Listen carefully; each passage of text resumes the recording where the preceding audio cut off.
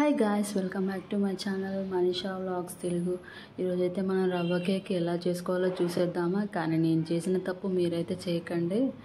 ముందుగా అయితే mixer jar తీసుకొని అందులో ఒక కప్పు రవ్వనైతే తీసుకున్నానండి. నేను ఒక కప్పు రవ్వ వేసి మనము మెత్తగా మిక్సీ చేసుకోవాలండి. బాగా మెత్తగా అవసరం లేదు, కొంచెం నార్మల్గా లైట్గా బరకగా చేసుకుంటే సరిపోతుంది. మిక్సీ చేసుకున్న దాన్ని మనం ఒక బౌల్లో అయితే వేసుకోవాలి. బౌల్లో వేసుకున్నాక తర్వాత మళ్ళీ మిక్సర్ జార్లో హాఫ్ కప్ షుగరు, 1/4 వంత ఆయిల్ వేసుకోవాలి. తర్వాత హాఫ్ కప్ పెరుగునైతే తీసుకొని అందులో వేసేసుకోవాలి.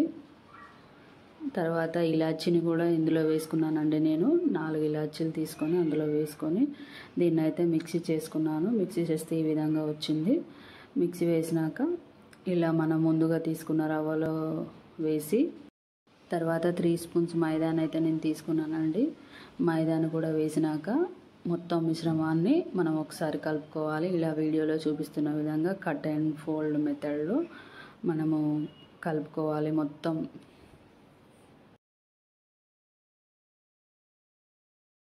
ఇలా కలుపుతూ ఉంటే ఈ కన్సిస్టెన్సీ అయితే వస్తుందండి. వీడియోలో చూపిస్తున్న విధంగా ఒక స్పూను బేకింగ్ సోడాని అయితే తీసుకున్నానండి. ప్రజెంట్ అయితే మా ఇంట్లో బేకింగ్ పౌడర్ లేదు, అందుకే బేకింగ్ సోడాని ఒక స్పూన్ అయితే తీసుకున్నానండి. అది పక్కన పెట్టేసుకోవాలి. తర్వాత ఒక గిన్నె తీసుకొని దాంట్లో నేనైతే అప్లై చేస్తున్నానండి కేక్ ప్యాటర్న్ వేయడానికి.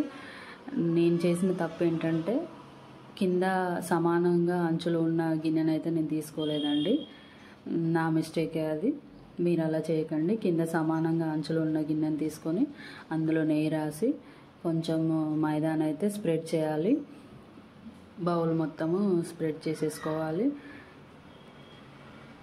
అలా లాస్ట్లో పాలు వేసి మనము కలిపేసుకోవాలండి. ఒకసారి కట్ అండ్ ఫోల్డ్ మెథడ్లో కలిపేసుకోవాలి. ఆల్రెడీ మనకు రవ్వ నానిపోయిందండి.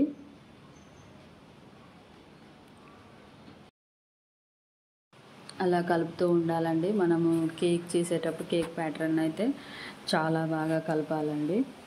కలిపితేనే కేక్ బాగా వస్తుంది. అలా మిశ్రమం అయితే రెడీ అయింది. లాస్ట్లో కొంచెం సాల్ట్ చిటికెడంత వేసి మళ్ళీ ఒకసారి కలిపేసుకుంటే కేక్ ప్యాటర్న్ అయితే రెడీ అయిపోతుందండి. కన్సిస్టెన్సీ అనేది నేను వీడియోలో చూపిస్తున్న విధంగా అయితే ఉండాలండి. అలా అయితేనే కేక్ ఫ్లఫీగా ఈజీగా వచ్చేస్తుంది. తర్వాత కేక్ ప్రిపరేషన్ కోసము ఒక పెద్ద గిన్నెను అయితే తీసుకొని అందులో ఒక చిన్న మూతను వేసి పైన కూడా ఒక మూత పెట్టేసి స్టీమ్ చేయాలండి సిమ్లో పెట్టి. తర్వాత మనము కలిపి పెట్టుకున్న మిశ్రమాన్ని అయితే ముందుగా రెడీ చేసి పెట్టుకున్న గిన్నెలో వేసుకోవాలండి.